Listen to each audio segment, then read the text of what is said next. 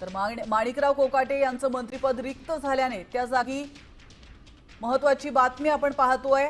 हायकोर्टात कोकाटेंना बेल मिळणार की जेल? अनिकेत निकम कोकाटेंची बाजू मांडणार आहेत। ॲडव्होकेट अनिकेत निकम हे कोकाटे यांची बाजू मांडणार आहेत। तर अटकपूर्व जामिनावर आज याचिका दाखल करण्यात आली आहे। कोकाटेंच्या याचिकेवर थोड्याच वेळात हायकोर्टामध्ये सुनावणी होणार आहे। त्यामुळे संपूर्ण महाराष्ट्राचं लक्ष लागलेलं आहे। याविषयी अधिक माहिती देण्यासाठी आपले प्रतिनिधी अभिजित सोनवणे आपल्यासोबत जोडले गेलेत।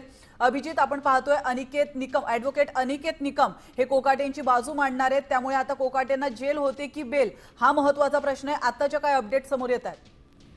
अगदी आता माणिकराव कोकाटे यांच्या याचिकेवरील सुनावणीला सुरुवात झालेली आहे आणि नाशिकच्या न्यायालयाने जी 2 वर्षांचा कारावास आणि 10,000 रुपये दंडाची शिक्षा माणिकराव कोकाटे यांना सुनावलेली होती, त्या शिक्षेच्या विरोधामध्ये माणिकराव कोकाटे यांनी हायकोर्टात हे अपील केलेलं होतं आणि आता या सगळ्या संदर्भामध्ये सुनावणीमध्ये अनिकेत निकम माणिकराव कोकाटे यांची बाजू मांडणार आहेत।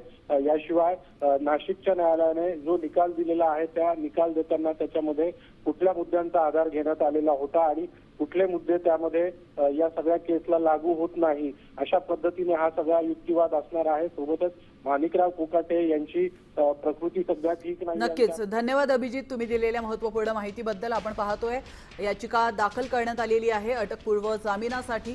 तर हायकोर्ट आता या याचिकेवर काय उत्तर देतं, काय निकाल देतं हे पाहणं सगळ्यात महत्त्वाचं असणार आहे। तर माणिकराव कोकाटे यांचं मंत्रिपद रिक्त झाल्याने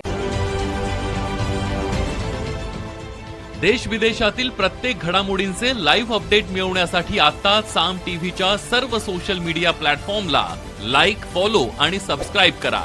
तसंच सर्व नोटिफिकेशनसाठी बेल आयकॉन प्रेस करायला विसरू नका।